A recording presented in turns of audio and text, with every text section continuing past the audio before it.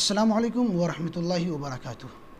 قربانی کے دن قریب آ رہے ہیں۔ اب ایسے میں بہت سے لوگ یہ سوال کرتے ہیں، پوچھتے ہیں کہ قربانی کن لوگوں پر واجب ہے، یعنی قربانی کا نصاب کیا ہے، کون ایسے لوگ ہیں جن پر قربانی واجب ہے، کیونکہ ہمارے بہت سے بھائی وہ ہیں جن کو معلوم نہیں کہ قربانی کا نصاب کیا ہے، کن لوگوں پر قربانی واجب ہوتی ہے۔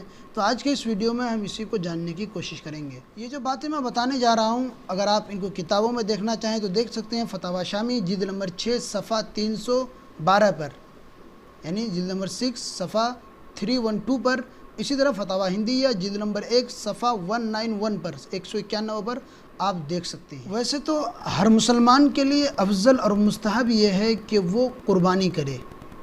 قربانی کا نصاب کیا ہے، قربانی کن لوگوں پر واجب ہے، اس سے قطع نظر ہر مسلمان کو چاہیے کہ وہ قربانی کرے۔ لیکن اس کا نصاب بھی میں آپ کو بتا دیتا ہوں۔ اس کا نصاب یہ ہے کہ قربانی ہر ایسے عاقل بالغ مسلمان پر فرض ہے کہ جن کے پاس 52.5 تولہ چاندی ہو، یا 7.5 تولہ سونا ہو، یا پھر مال تجارت ہو، یا کیش ہو، نقد پیسے ہوں، یا اسی طرح ضرورت سے زائد سامان ہوں کہ جن کی قیمت، جن کی مالیت 52.5 تولہ چاندی کو پہنچتی ہو، تو ایسے لوگوں پر قربانی واجب ہے۔ تو یہاں پر 5 چیزیں ہیں۔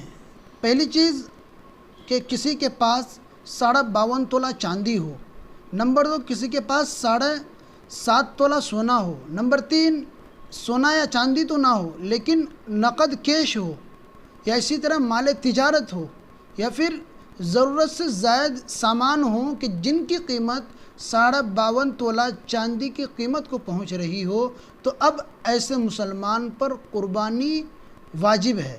تو اگر قربانی کے ایام میں اگر کسی شخص کے پاس اتنی رقم موجود ہوتی ہے، یا سونا یا چاندی ہو، یا ان 5 چیزوں میں سے کوئی بھی ایک چیز، یا ان میں سے بعض کا مجموعہ کہ 52.5 تولہ چاندی کی قیمت کو پہنچ رہی ہو، تو پھر ایسے مسلمان مرد و عورت پر، چاہے مرد ہو یا عورت، دونوں پر قربانی واجب ہے۔